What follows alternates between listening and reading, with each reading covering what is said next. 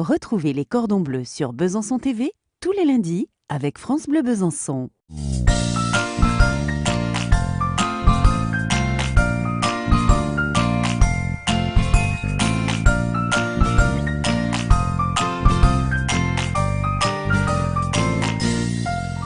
Bonjour à tous les gourmands.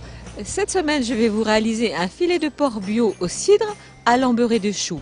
Et pour réaliser cette recette, j'invite Maurice Tissot, qui est producteur d'agneaux et de porc bio à Pontarlier.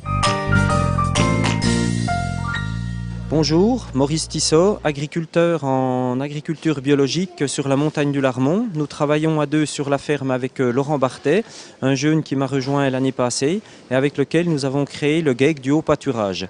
Nous produisons environ 200-250 agneaux par an ainsi que 80 porcs. L'ensemble des animaux est produit en agriculture biologique, l'été dans les champs, l'hiver bien sûr en bâtiment. L'ensemble de ces animaux est abattu à l'abattoir de Pontarlier. Par contre, nous réalisons nous-mêmes la transformation, à la fois la découpe de viande fraîche, ainsi que des salaisons et des fumaisons à partir de la viande de porc. Les points de vente principaux se situent donc chez nous, sur la montagne du Larmont, en vente directe. Pour réaliser cette recette, il vous faut un filet mignon de porc bio, un chou blanc, une carotte émincée, des échalotes ciselées, du cidre brut, de l'eau, une pomme, de l'origan en branche, du beurre, de la crème épaisse, de l'huile d'olive, du sel et du poivre. Alors pour commencer cette recette, on va préparer le chou. On va donc l'effeuiller, on va enlever les côtes qui sont trop épaisses, on va le laver et ensuite on va le cuire à l'eau bouillante salée pendant environ un quart d'heure.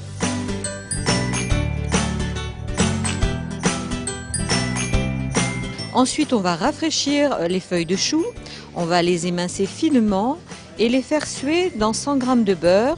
On va ajouter l'origan et cuire à feu doux pendant environ 10 à 20 minutes. Tout dépendra en fait de la cuisson de votre chou au préalable. On va remuer régulièrement et contrôler la cuisson qui dépendra aussi de votre taillage. Ensuite, on ajoutera la crème. On ajoutera peut-être un petit peu d'origan, on va saler et on va laisser en attente au chaud. Pendant ce temps, on va parer le filet mignon de porc, on va le tailler en 4 portions et on va conserver les parures pour la sauce. On va éplucher la pomme et enlever les cœurs. Dans une casserole avec de l'huile d'olive, on va faire revenir les parures de viande. On va ajouter les échalotes ciselées, la carotte émincée et on va mouiller avec le cidre et l'eau. On ajoute l'origan et les parures de pommes. On laisse réduire de moitié. Ensuite, on va chinoiser, c'est-à-dire filtrer la réduction dans une autre casserole. On va ajouter les dés de pommes, assaisonner de sel, un petit peu de poivre et laisser cuire environ 5 minutes.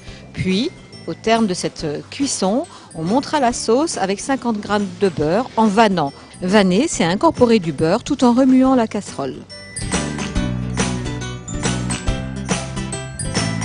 Ensuite, dans une poêle avec un peu d'huile d'olive, on va faire saisir les filets de porc. On va les retourner sur toutes les faces. On va les assaisonner de sel et de poivre. La cuisson durera environ 5 minutes. Et on va les terminer dans un four préalablement chauffé à 180 degrés pendant environ 7 minutes. Au moment de dresser, on ajoutera le jus des filets de mignon de porc qui se sera écoulé dans la sauce. Comment dresser les assiettes? Dans des assiettes chaudes, on va déposer l'embeurré de chou, puis le filet mignon de porc et napper de sauce. On ajoutera l'origan en branche pour rappeler la saveur du plat.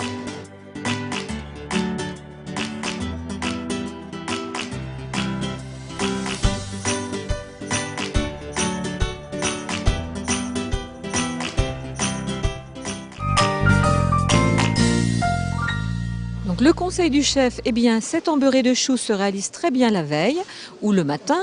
Et pour cela, il faudra juste faire réchauffer tout doucement votre embeurré de chou. Alors cette semaine, je vous ai sélectionné un livre qui s'intitule « 100 questions sur le cochon et le porc » de Catherine Sauvat et des éditions Minerva.